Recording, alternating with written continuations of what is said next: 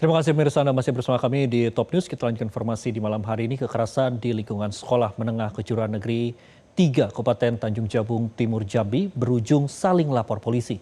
Keluarga siswa melapor ke Polsek Berbak dan guru yang menjadi korban melapor ke Polda Jambi sehari setelahnya. Berikut informasinya, tunggu apa lagi bersama Kata Uma.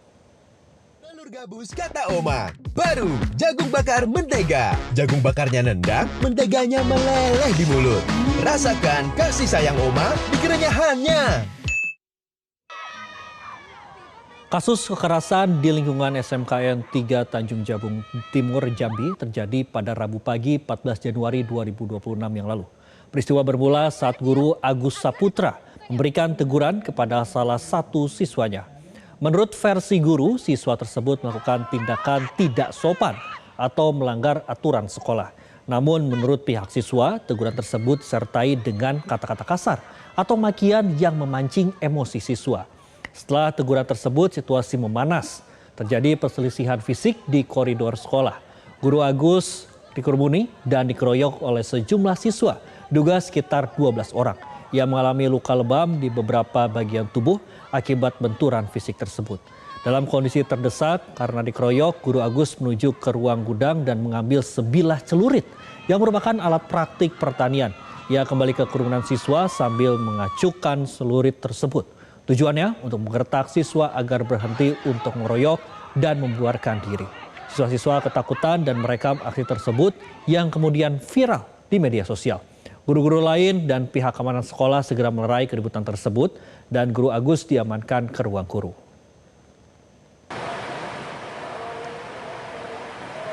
Setelah kejadian pada Rabu malam pemirsa 14 Januari, orang tua siswa yang tidak terima anaknya diancam dengan celurit langsung melapor ke Polsek Berbak. Sehari kemudian pada Kamis sore 15 Januari, Guru Agus melapor ke Polda Jambi atas dugaan pengeroyokan.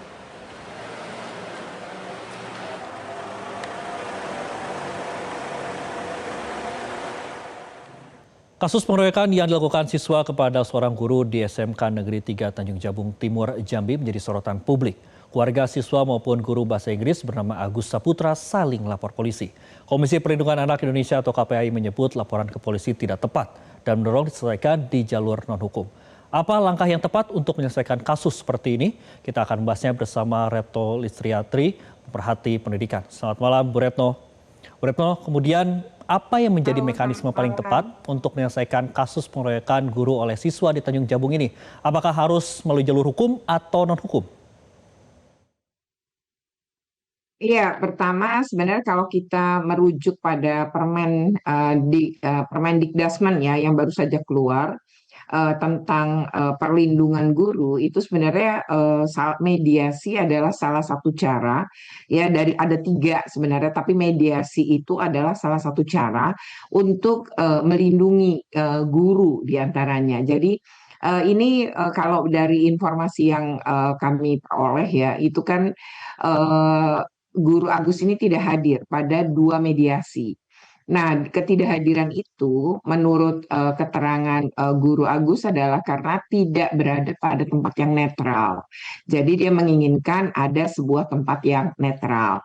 Namun karena ada pelaporan polisi dari pihak orang tua, maka kemudian yang bersangkutan juga melakukan pelaporan pada kepolisian.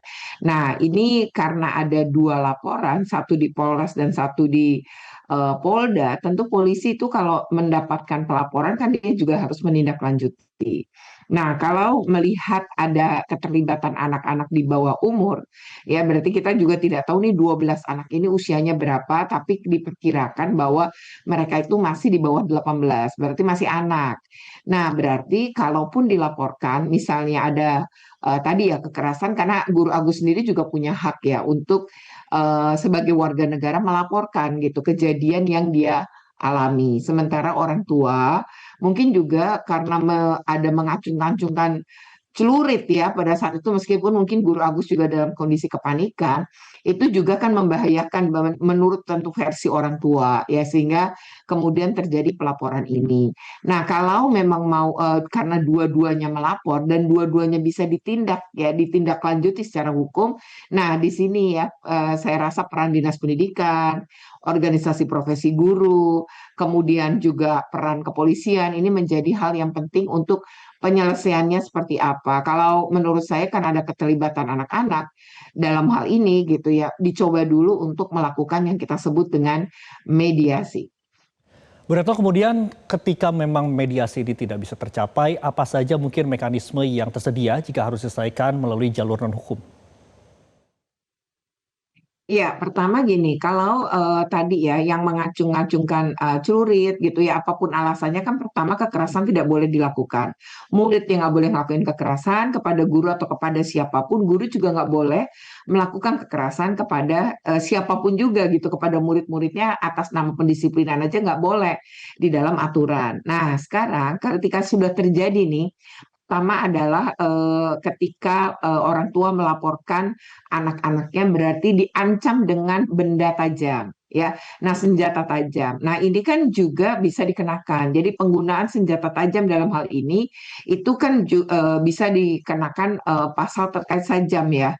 Nah, tinggal nanti bagaimana nih ketika proses penyidikan ya, terus kemudian olah TKP dan lain-lain, ini kita kan tidak tahu seperti apa nantinya, tapi ini kan harus nanti dilihat dulu ya seperti apa, apakah situasinya betul-betul mengancam jiwa Guru Agus sehingga kemudian dia teringat ada di sana dan tidak dia siapkan gitu ya, tapi itu adalah sesuatu yang spontan untuk melindungi diri.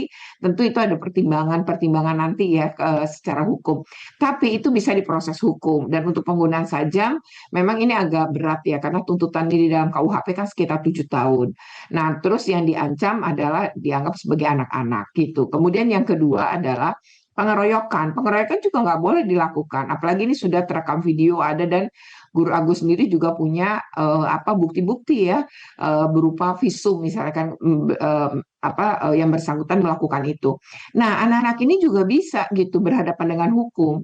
Nah, hanya untuk anak-anak nanti menggunakan Undang-Undang 11 tahun 2012 tentang Sistem Peradilan Pidana Anak.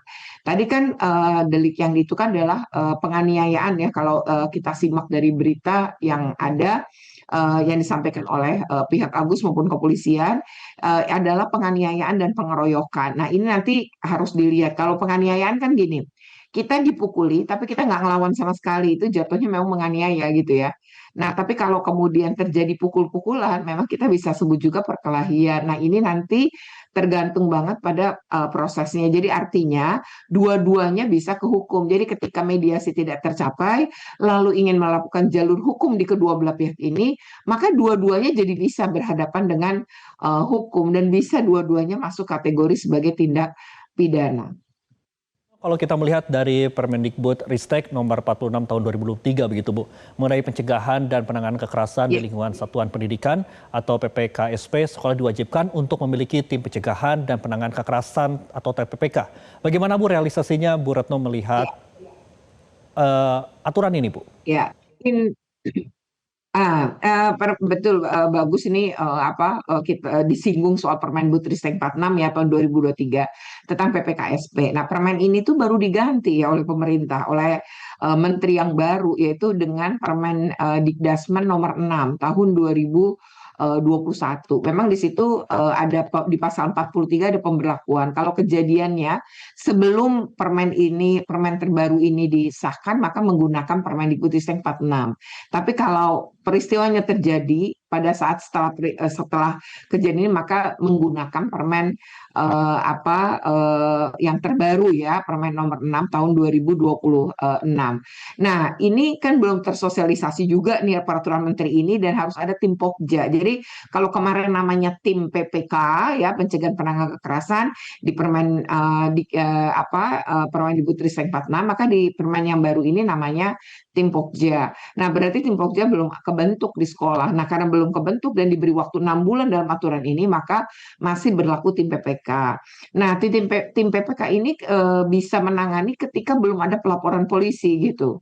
Nah, kalau tim PPK itu begitu kejadian, maka kemudian diselesaikan di sekolah tuh bisa dengan cara apa? Diperiksa. Jadi masing-masing pihak diperiksa, di mana anak-anak kalau jumlahnya banyak, maka juga pemeriksaannya harus satu-satu. Nggak bisa digabung atau dikonfrontasi itu nggak bisa. Jadi itu memang Ristek 46 Baik, begitu caranya.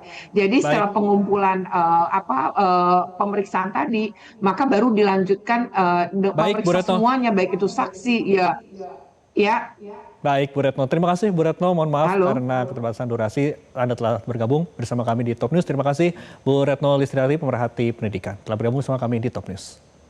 Jelajahi cara baru mendapatkan informasi. Download Metro TV Extend sekarang.